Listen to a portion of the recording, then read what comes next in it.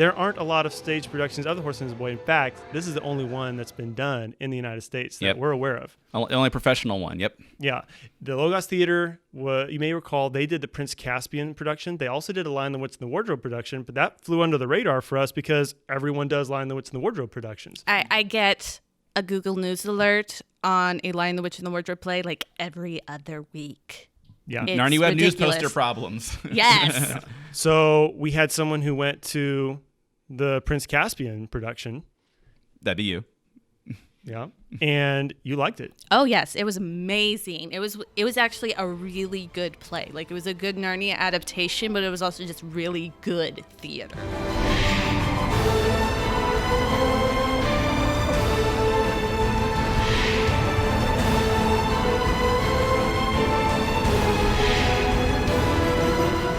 So cool to see like lesser known Narnia books getting the royal treatment. Even though there's little tiny theater in Taylor, South Carolina, they're churning out stuff that feels really top level, and it's especially exciting for the lesser known Narnia books like Caspian and the Horse and His Boy. So we're going to have a more in-depth review posted online.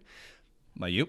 Also by Dot. But right now we're going to do a quick round robin of our some moments that stand out to us. Doesn't have to necessarily be your favorite moments, just a moment you want to highlight, and then we're going to give kind of our overall thoughts.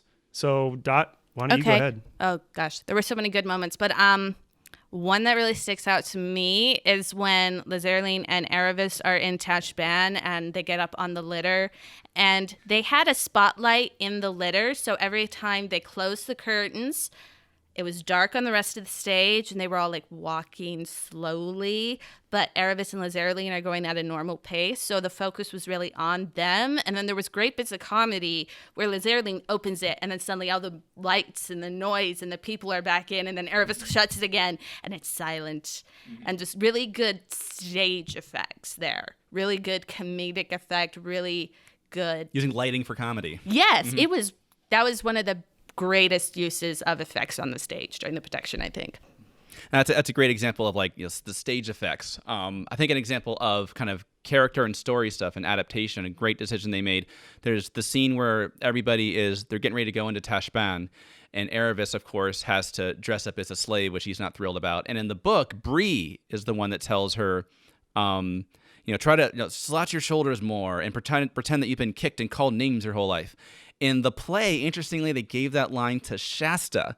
And then even the way the actor did it, and just by virtue of giving it to Shasta. And he's talking to Aravis. Yeah, he's kind of talking to Aravis, but he's not quite looking at her. He's more like talking at her. And she's kind of, try to imagine that you've been kicked and called names your whole life. With Shasta saying it, because that's what he's experienced. And so it takes on a whole new meaning, and especially the way the actor did it, I felt was really, really powerful. And I never really picked up on this from the book, but the way they emphasized, they really emphasized in the play a lot. Aravis has to wear slavish clothes. She's not happy about it. And maybe Shasta enjoys a little bit, the fact that she has to. They really played that up. I never noticed the fact that even in the book, Aravis is being humiliated going into Tashban because she's a princess and she has to wear slave clothes. Shasta gets pampered by the Narnians and treated like a prince. And that's a great example of how the theme of humility comes through really well in the play. And then Aravis' whole backstory, the almost suicide scene where Hwin intervenes was really, really powerful as well. So I was just on the character level, I think that's what really hit me the most in the play. And I don't really want to get into too much to exactly how they did it, but in the book, of course, you learn later, there was a prophecy about Kor and his significance to Archenland and how he was stolen from his family. And the way that they decided to convey that in this story, it grabs you. It's emotional. It's emotional in the right ways, and it's not just by the way, narrative, backstory, which you could very easily make that in a play. Like, by the way, this is your origin story.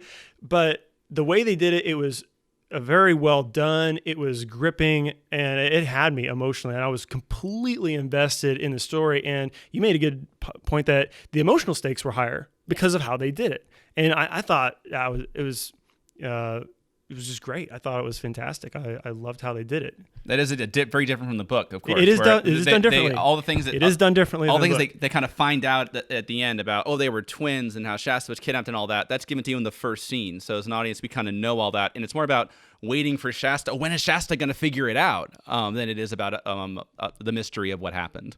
Yeah, yeah. But and I'm just going to lead right into my kind of overall thoughts. I'm going to put it this way. I'm going to put my kind of bottom line up front. If you live in the Carolinas, you owe it to yourself to go see this production of The Horse and His Boy at the Logos Theater.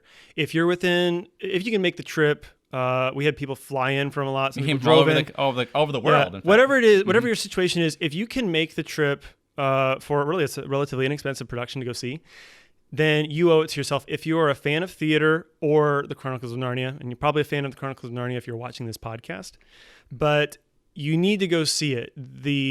Some of the necessary but insufficient qualities that you have to get right for Horse and His Boy production, Shasta has to be done well, because it's a type of character that's written. It would be very easy for an actor to just kind of, just go through the lines without establishing a lot of nuance or conveying complex emotions without the dialogue necessarily to always back it up.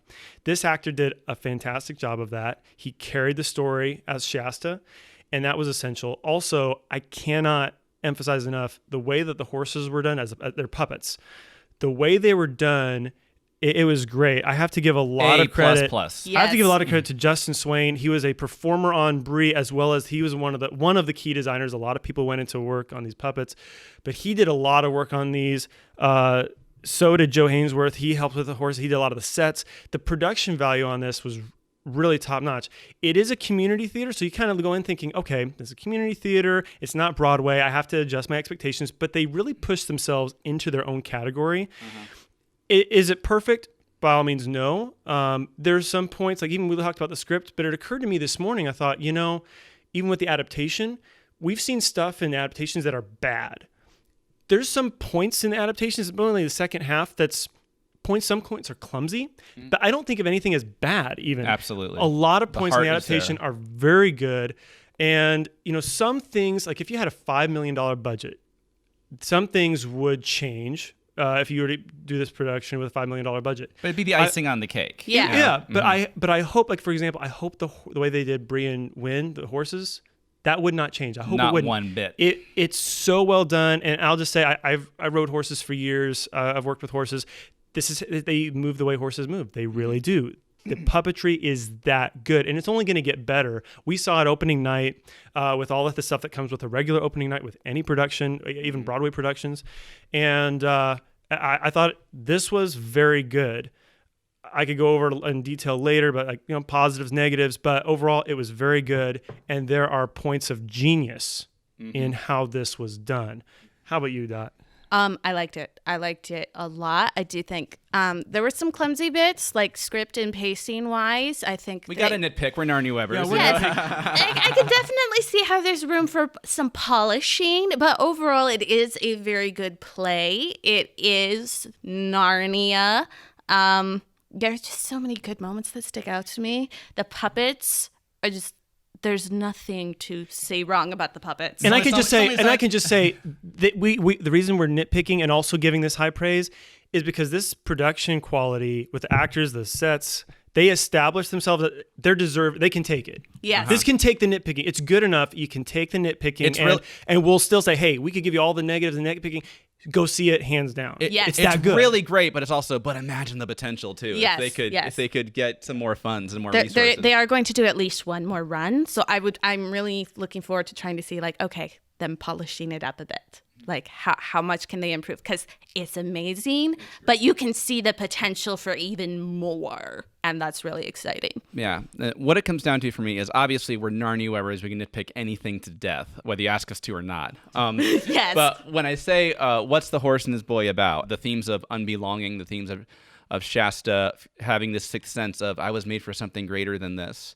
And the themes of humility. And all that came through really, really powerfully in a way that you could just tell that they completely got it. So if you love the Chronicles of Narnia, there's no way you'll be able to watch this and not just kind of be smiling through the whole thing. Just the fact that the thing exists. And even if you can't make it to South Carolina, I mean, as if you love the Chronicles of Narnia, to the point where you feel as protective of them as I do, if they mean that much to you, you should be really happy that this exists at all. That there's people out there that are giving this the royal treatment, and Yes. the passion in the air, it really is palpable. I really wish this theater were close to me. I really do. Well, I talked to several of the production people and cast, and they keep the theme that when talking to NarniaWebbers is that they're all really, really excited to see NarniaWebbers because they know we love Narnia, and they really want to show us how much they love Narnia too. This is our short review. Check on NarniaWeb.com for Dot's review. And I would just say, like, again, if you can't make it to South Carolina, again, consider donating to the Logos Theater. They do have big plans for